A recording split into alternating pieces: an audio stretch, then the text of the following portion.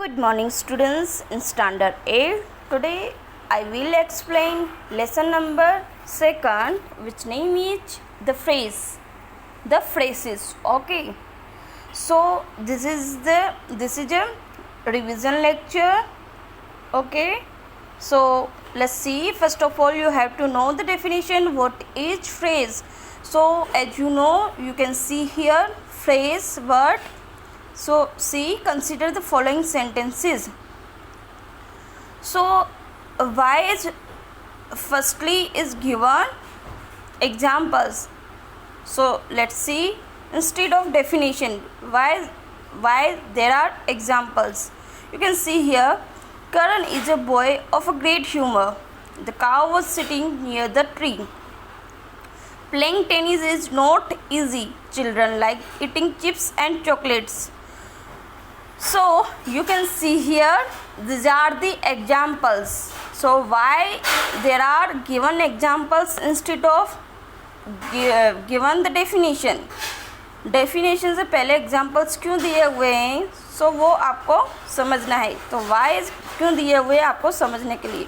So you can see here, अगर मैं यहाँ पे पेंसिल रख देती हूँ, you can see here dark words. Okay bold किए हुए वर्ड्स देखिए. Of great humour near the tree. Okay playing tennis chips and chocolates. This all are the phrases. So what is the definition of phrase? Phrase that you also taught in standard 7th. What is phrase? Phrase is a group of words that makes sense but what only partly. Okay, so phrase is a small group of word which makes sense but cannot complete sense. Phrase वो होते हैं जो sense तो बताते हैं लेकिन पूरी sense complete sense नहीं बताते. ठीक है, तो अगर मैं यहाँ पे पेंसिल रख के अगर आपको ऐसे बोलूँगी पढ़ने के लिए ऑफ अ ग्रेट ह्यूमर, तो ये कुछ सेंस वाला वर्ड नहीं लग रहा. ठीक है, सेंस तो लग रही है लेकिन कंप्लीट सेंस नहीं लग रही है. तो कंप्लीट सेंस कब होगी, जब मैं इसको बना दूंगी कि Karan is a boy of a great humour. Similarly the cow was sitting near the tree.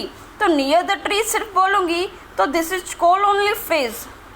तो ये जो हुआ, ठीक है, वर्ड्स तो है ग्रुप ऑफ लेकिन सेंस अच्छे से कंप्लीट सेंस नहीं बता रहे. तो वो कब कंप्लीट होगा, जब मैं आगे लगा दूंगी the cow was sitting near the tree. Similarly here playing tennis is not easy. Children like eating chips and chocolates. So you can see here the group of words given above are sentences as they make complete sense. However the highlighted expressions are phrases. Okay, so as I told you highlighted expression means bold words are phrases. Okay, so the whole sentence is complete sense, but if I only read this expression, highlighted expression, these are the phrases. Okay, so you can see here the definition of phrase is a group of words that makes sense what only partly. Okay, what only partly means आधा हमको sense बताता हो. ठीक है, not complete sense. So you can see here a phrase is generally a part of a sentence. Phrase is not a whole sentence but it is a part of a sentence. Likely, similarly you can see clause is also a part of a sentence. So you can see here a phrase does not contain a finite verb though it may contain a non-finite verb, an infinitive, a participle or a gerund. So you can see here in clause there, what is the definition of clause that I have explained you in standard 7 also if you remembered. Okay, so if you don't remember then that's all fine, I will explain again. So what is clause? In clause minimum only one finite verb is there. Okay, then this is an object is not needed. It's not necessarily of object have a object in sentence. तो close में क्या था, एक finite verb होता था और object का need नहीं होता था. वैसे वाले सेंटेंस को हम क्लोज बोलते थे. और इसमें क्या होगा, फ्रेज में we phrase does not contain finite verb. तो फाइनाइट वर्ब किस में नहीं होता है, फ्रेज में फाइनाइट वर्ब नहीं होता है। तो of course if we do not we does not contain finite verb, then what we have to contain, okay. तो फाइनाइट नहीं होगा तो ऑफ कोर्स नॉन फाइनाइट तो होगा ही। तो नॉन फाइनाइट कौन कौन से होंगे वो हम बताएंगे, ठीक है। So an infinitive, so an infinitive that you know when main verb के आगे टू लगा देते हैं, like to make, to walk, to talk, okay. This all are the infinitive. Participle and gerund, तो participle and gerund that you know जिसमें ING लग जाती है। For example swimming is the best exercise, okay, swimming is the best exercise, running is the best exercise. तो हमने क्या कर दिया कि वर्ब को जो है, वर्ब को हमने नाउन बना दिया आईएनजी लगा के, ठीक है। तो ये आईएनजी लगा के हमने बना तो दिया swimming, running, reading, writing etcetera. तो इसको हम कंटिन्यूस प्रेजेंट टेंस या कंटिन्यूस पास्ट टेंस नहीं समझना है इसको। ये या तो जिरंड होंगे या तो पार्टिसिपल होंगे, वो मैं आपको आगे जैसे जैसे चैप्टर एक्सप्लेन करूँगी आपको बताती जाऊँगी।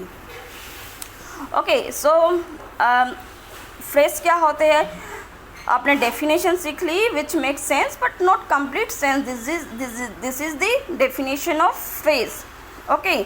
नाउ नेक्स्ट का आपने क्या सीखा कि does not contain finite verb. तो फाइनाइट वर्ब भी आप जानते हो, जो finite verb is who which, ठीक है। फाइनाइट वर्ब क्या होता है, जो टेंस के अकॉर्डिंगली चेंज होता है, जैसे सी का सो बना, वॉच का वॉच्ड बना, ओके, लाइक का लाइक्ड बना etcetera, this are the finite verb. तो ऐसे वाले फाइनाइट वर्ब कंटेंट ना करता हो, मीन्स नहीं आते हो, इसकी जगह क्या आते हो, नॉन फाइनाइट आते हो। तो नॉन फाइनाइट में क्या क्या आ जाएगा, मैंने आपको बताया कि ये मूल रूप होता है जिसको हम एन इन्फिनिटिव बोलते हैं, जैसे to talk, to make, to walk, to eat, to drink etcetera. And participle भी मैंने आपको बताया, जैसे swimming, reading, writing, learning etcetera. So now come to the next point. A word that is limited by the person and number of the subject is called a finite verb. Okay, तो limited होता है, of course limited ही होगा क्योंकि tense के accordingly change होता है। तो ठीक है, तो limited by person and number that is called finite verb. तो यहाँ पे देखिए ओनली थर्ड पर्सन सिंगुलर दिया हुआ है, तो इसमें हम ऑफ कोर्स एस के ईज डालेंगे। और यहाँ पे देखिए प्लूरल सब्जेक्ट दिए हुए हैं, ठीक है। तो एक से ज़्यादा है तो हम इसमें सिर्फ लाइक डाला, क्योंकि as a rule of tense जिसमें प्लूरल आता हो उसमें हम आई एस के ईएस नहीं डालते। सो यहाँ पे देखिए grapes as well as grapes. तो what is the definition? A word that is limited by the person and the number of the subject is called a finite verb. ठीक है, तो सब्जेक्ट के नंबर देखिए, एक है सब्जेक्ट इसमें, okay, इसलिए इसका वर्ब देखिए ई एस लगा, फिर यहाँ पे प्लूरल है तो इस पर ई एस नहीं लगेगा, ये सिंगुलर है थर्ड पर्सन, ठीक है। तो वर्ब भी क्या है, सिंगुलर है, और यहाँ पे प्लूरल है इसलिए वर्ब भी क्या है, प्लूरल है। So okay, I hope you understood. And object जो है दोनों प्लूरल है, उसको हम कंसीडर नहीं करना है। So now come to the next point. In the above sentences like and likes are finite verb. Okay, so why like and likes are finite? Because ये टेंस के अकॉर्डिंगली चेंज हुए। तो what is the rule of finite verb? When a verb change accordingly to the tense, ठीक है, tense के accordingly जो change होता है उसको हम फाइनाइट वर्ब बोल देते हैं या बोलते हैं।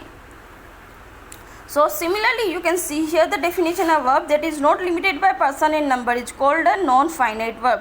तो जिसमें लिमिटेड ना होता हो means a verb that is not, जिसमें वर्ब जो है वो नॉट लिमिटेड बाय पर्सन और नंबर, ठीक है। इसका फाइनाइट का यहाँ पे ऑपोजिट होगा नॉन फाइनाइट।